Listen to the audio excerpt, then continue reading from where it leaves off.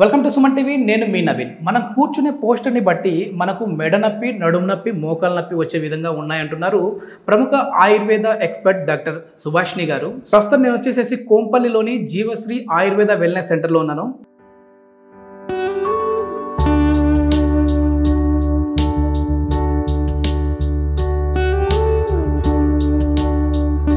Hi ma'am, నమస్తే అండి. నమస్తే Naveen. Ma'am yeah fine ma'am, మీరు ఎప్పుడు ఎవర్ గ్రీన్ బాగానే ఉంటారు. మ్యామ్, మనం కూర్చునే పోస్టర్ని బట్టి కూడా చాలా వరకు ఈ neck pain, back pain, knee pain వస్తాయని చెప్పేసి విన్నాను. అది అందరికి కూడా తెలుసు. కానీ కరెక్ట్ పోస్టర్ ఏంటి, రాంగ్ పోస్టర్ ఏంటి, దాని గురించి మాట్లాడదాం. తప్పకుండా నవీన్, మన బాడీకి దీని ఎనాటమీ అంటాం. The way the bones have been placed కదండి, దాన్ని ప్రాపర్గా అలైన్డ్ పొజిషన్లో పెడితే మనకి నెక్ పెయిన్ కానీ, బ్యాక్ ఏక్, నీ పెయిన్ ఇవన్నీ రాకుండా మనం అవాయిడ్ చేయొచ్చు. ఇప్పుడు కరెక్ట్ పోస్చర్ అనేది ఒక డెఫినేషన్ అలా ఉండదు. ఒక మనిషి ఎంతసేపు కరెక్ట్ పొజిషన్లో ఉండగలరు అనేది కూడా మనం ఆలోచించాలి. స్ట్రైట్గా ఇలా ఎరెక్ట్గానే కూర్చోవాలి అనేది కరెక్టే, కానీ ఇంకా అలా స్టిఫ్నెస్ తెచ్చేసుకోకూడదు. మేడం చెప్పారు కదా అని చెప్పేసి పూర్తి ఇట్లా కూర్చున్నా కూడా ఇబ్బంది.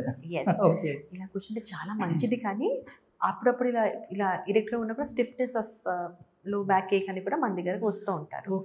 So what I'm trying to say is, ఇప్పుడు మీరు కూర్చున్నారు కదా ఇలాగా కంఫర్ట్గా, మనకి కంఫర్ట్గా బాగుంటుంది. అది కాసేపు కూర్చుని మళ్ళీ మనం ప్రాపర్గా కూర్చుంటే we are helping our spine alignment. ఇప్పుడు మీరు ఇంట్లో ఉన్నారు అనుకోండి, టీవీ చూస్తున్నారు, పేపర్ చదువు, ఎలా కూర్చుంటారు? కొన్ని పోస్టర్స్ చూపిస్తారా? ఇట్లా ఇట్లా చూస్తూ ఉండి సినిమా థియేటర్లో కూడా ఇట్లా వాలిపోతాం కదండి. మనకి కంఫర్ట్ అనిపిస్తుంది, కానీ మనం బోన్స్ అలైన్మెంట్ని వంకర టింకర్గా పెడుతున్నాం. కొంతమందికి అది అలవాటు అయిపోతుంది. లైక్ మాకు తెలిసిన వాళ్ళలో కొంతమంది స్ట్రైట్గా ఇలా కూర్చోలేరు. వాళ్ళు కంపల్సరీ వాళ్ళు చెయ్యి ఒకళ్ళ మీద ఇలా వేలాడించి పెడతారు, భుజాల మీద లేదా వెనకాల పెడతారు, అండ్ కాలు ఊపుతూనే ఉంటారు, ఇలా క్రాస్ చేసుకుంటారు. So everything is interlinked. What I mean to say is, example, ఇప్పుడు సాఫ్ట్వేర్ జాబ్ వాళ్ళు ఉన్నారు, they have to SIT properly on the desk and వాళ్ళు కంప్యూటర్ జాబ్ చేసుకుంటున్నారు. మీరు ఇమాజిన్ చేసుకోండి, వాళ్ళు ఈ మధ్య మంచి అవేర్నెస్ పెరిగి సిస్టమ్ ఒక హైట్కి ఉండాలి, మౌస్ కింద ఒక మౌస్ ప్యాడ్ అలాంటివన్నీ ఇచ్చారు. కానీ మనం ఇంకా ఇలాగే అయిపోయి కుర్చీల కింద చేసేసుకొని ఫోన్లు చూస్తామన్నా మనం ఇలాగే చూస్తున్నాం అనుకోండి, ఇందాక చెప్పినట్టు మన వెనకాల ఉన్న సర్వైకల్ వర్టిబ్రా కంప్రెస్ అయిపోతాయి. దాని నుంచి వచ్చే నరాలు కూడా అది ఇలా కంప్రెస్ అయిపోయి భుజాలకు నొప్పులు రావడం, తల నొప్పులు రావడం. ఈ మధ్య చిన్న పిల్లల్లో కూడా ఈ మెడ నొప్పులు చూస్తూ ఉన్నాం మేము, ఎందుకంటే వాళ్ళు ఎక్కువ మొబైల్స్ అనేవి ఇట్లా స్క్రోల్ చేస్తూనే ఉంటారు, రీల్స్ చూస్తూనే ఉంటారు. సో దానివల్ల కూడా ఈ మెడ నొప్పి వస్తుందండి. కంపల్సరీ అండి. Correct posture, vision. ఇప్పుడు కళ్ళు కూడా సిస్టమ్ చూసి చూసి చూసి ఎర్రగా అయిపోతున్నాయి, డ్రై ఐస్ అంటాం. దాని గురించి మన దగ్గర ట్రీట్మెంట్ ఉంది, అక్షి తర్పణం అంటాం. అక్షి అంటే ఐస్, తర్పణం అంటే నరిష్మెంట్. డీటెయిల్లో మీకు చెప్తాను దాని గురించి. సర్వైకల్ అని చెప్తాం, బ్యాక్ ఏక్, ఇవన్నీ ఎందుకు అంటే మనం ప్రాపర్గా పనిచేసే పొజిషన్, హైట్ అవన్నీ మ్యాటర్ చేస్తాయి. ఈ మధ్య కొద్దిమంది మామూలుగా బ్రెస్ట్ పెయిన్ అని కూడా అంటుంటారు కదా, కరెక్ట్గా ఇది మౌస్ అనేది కూడా సరిగా యూజ్ చేయక ఇది వస్తూ ఉంటుందా? అవును నవీన్, మీరు గమనించండి, మీరు ఒకే పొజిషన్లో 5 to 8 hours, ఎగ్జాంపుల్ ఇది నా చేతిలో మౌస్ ఉందండి, నేను మౌస్ స్క్రోల్ చేస్తూ పని చేస్తున్నా 1-2 days అనే కాదు, prolonged use of the same posture or the position మనకి ఇక్కడి నుంచి వెళ్ళే నరాలంటే కంప్రెస్ అయిపోతాయి.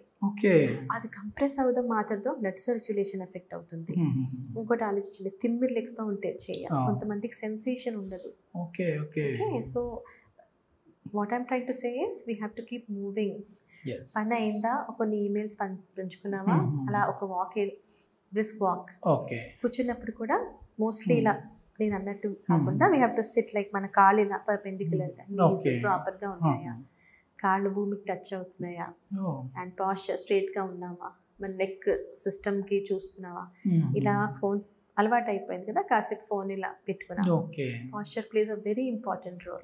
మీరు చెప్పే కొద్దీ నేను ఇంకా స్ట్రైట్ అయిపోతున్నాను మ్యామ్. Good job. మార్పు మొదలైందని.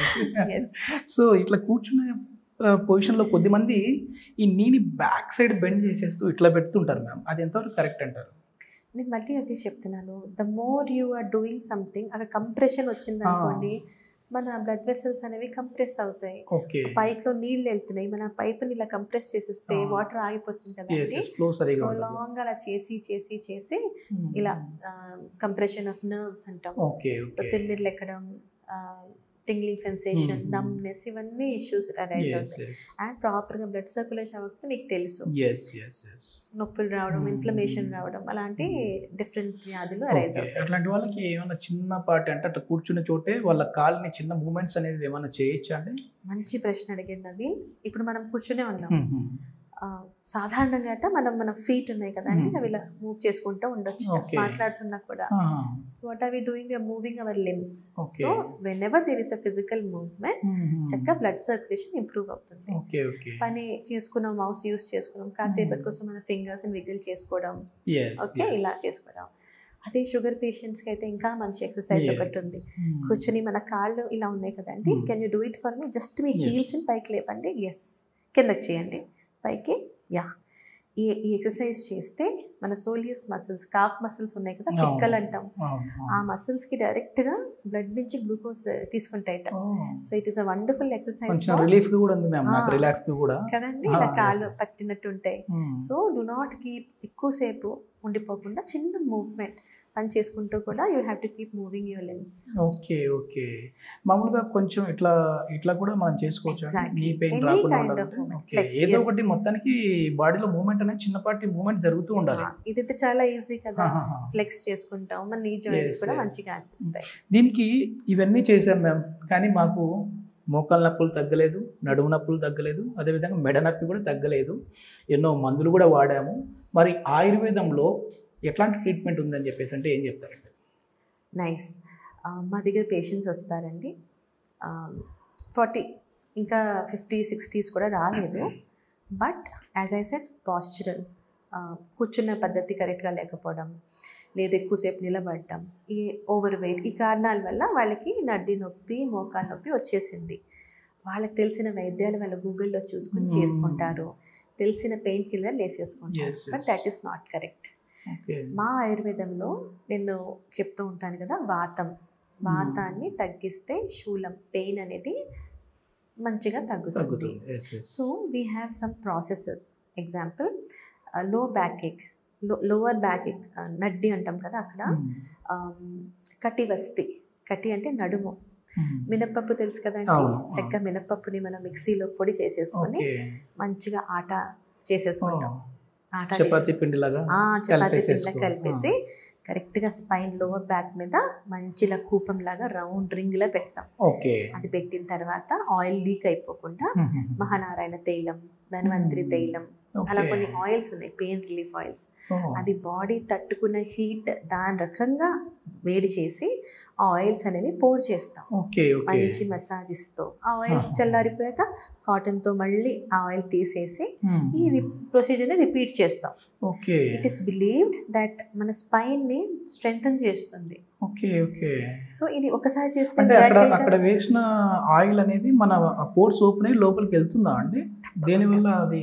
తప్పకుండా మన బాడీలోని అబ్జార్ప్షన్ పవర్ ఉంటుంది. సో మనం మర్దన చేస్తూ ఆ పెయిన్ రిలీఫ్ ఆయిల్స్ వేస్తున్న నుంచి బాడీ అబ్జార్బ్ చేసుకుని మనకు పెయిన్ తగ్గుతుంది. కానీ ఒక సిట్టింగ్తో తగ్గేది కాదు. Patient to patient and pain బట్టి కనీసం 3 to 4 సిట్టింగ్స్ కానీ మనకి అవసరం పడుతుంది. లైక్ వైజ్ మెడకి మనము గ్రీవా అంటాం, గ్రీవా వస్తే, లో బ్యాక్ కి కటి వస్తే. ఇప్పుడు మోకాలు నొప్పులు వస్తారు. సో మళ్ళీ ఇంటర్నల్ ఇస్ మోస్ట్ ఇంపార్టెంట్. మీరు వాతం పెంచే పదార్థాలన్నీ తినేస్తూ మళ్ళీ నొప్పులు తగ్గట్లేదు అంటే కుదరదు. ఇంటర్నలీ చూసుకోవాలి. మీకు ఔషధం అవసరం ఉంటే మీకు మెడిసిన్ ఇస్తాము. At the same time processes. ఇప్పుడు మోకాలకి ఏం చేస్తాం, చక్కగా ఆ సేమ్ కూపం లాంటిది 2 మోకాలకి కడతాం. సేమ్ ప్రొసీజర్, ఆయిల్స్ వేసి మసాజ్ చేస్తాం. అద్భుతంగా పెయిన్స్ తగ్గుతాయి. అక్కడ బోన్ స్ట్రెంత్ కూడా పెరుగుతుందా మ్యామ్ దీనివల్ల? తప్పకుండా. ఇప్పుడు కొద్దిమందికి మోకాళ్ళలో గుజ్జు తగ్గిపోయింది అని అంటుంటారు కదా, అంటే కార్టిలేజ్ వాడుక భాషలో అంటే గుజ్జు అంటూ ఉంటారు. ఈ కార్టిలేజ్ తగ్గిపోయింది అంటుంటారు కదా, అట్లాంటి వాళ్ళకి కూడా ఈ ఆయిల్తో ఇట్లా చేయడం వల్ల మళ్ళీ కార్టిలేజ్ని ఏమన్నా ఉత్పత్తి చేయొచ్చా, రీగెయిన్ చేయొచ్చా? అక్కడ నవీన్, ఇక్కడ మనం ఏం అర్థం చేసుకోవాలి అంటే ఏజ్తో పాటు ఒక న్యాచురల్ డీజనరేషన్ ప్రాసెస్ అనేది అవుతూ ఉంటుంది. So once again proper diet, proper life style, ఇప్పుడు మనం 70-80 ఇయర్స్ అనుకోండి, 60+ చిన్న చిన్న వ్యాయామాలు మసిల్ని స్ట్రెంగ్తన్ చేసుకుంటూ మళ్ళీ కంప్లీట్ రీగ్రోత్ అనేది అవ్వదు, ఫర్దర్ డీజనరేషన్ ఆగుతుంది. అండ్ మనం ఇప్పుడు చేసే ప్రొసీజర్స్ ద్వారా రస రక్త మాంస మేధ అస్థి మజ్జ శుక్ర సప్త ధాతువులు ఉంటాయి. అస్థి అంటే bones, we are nourishing the bones. So మనకి ప్రాపర్గా బోన్స్ బాగున్నాయి, మన ఆహారంలో కాల్షియం వైటమిన్ డి ఇందాక డిస్కస్ చేసుకున్నాం, అన్ని పదార్థాలు తీసుకున్నాం అంటే మంచి లైఫ్ స్టైల్, మంచి ఒక బెటర్గా ఉంటారు. చాలా మంచి విషయాలు చెప్పారు మ్యామ్. ఎందుకంటే మేమేం పెద్దగా మూటలు మోయలేదు, లేదంటే ఏదో బరువులు ఎత్తలేదు కదా, మాకెందుకు మోకాళ్ళ నొప్పులు వచ్చాయి, మాకెందుకు నడుము నొప్పి వచ్చాయి అనుకుంటా ఉంటారు. కానీ వాటికంటే కూడా అంటే అవి చేసే వాళ్ళే హెల్దీగా ఉంటారు. ఇంకా ఇట్లా కూర్చొని సరిగా సిట్టింగ్ అనేది ఒక పోస్టర్ సరిగా లేకపోవడం వల్ల ఇన్ని ప్రాబ్లమ్స్ వస్తూ ఉన్నాయని చెప్పేసి చాలా చక్కగా వివరించారు. సో ఈ మోకాళ్ళ నొప్పులు, నడుము నొప్పులు, అదేవిధంగా మెడ నొప్పి ఉన్న వాళ్ళకైతే ఆయుర్వేదంలో చాలా అద్భుతమైన ట్రీట్మెంట్ ఉన్నాయని చెప్పేసి సుభాషిణి గారు చెప్తా ఉన్నారు. సో జీవశ్రీ హాస్పిటల్లో దీనికి సంబంధించి బెస్ట్ రిజల్ట్స్ ఉన్నాయంటున్నారు. ఫర్దర్ ఇన్ఫర్మేషన్ ఏదైనా కావాలంటే మన వెల్నెస్ సెంటర్ వారికి కాంటాక్ట్ నెంబర్ ప్రొవైడ్ చేస్తున్నాం, మీరు వారితో మాట్లాడచ్చు. Thank you ma'am. Thank you Naveen.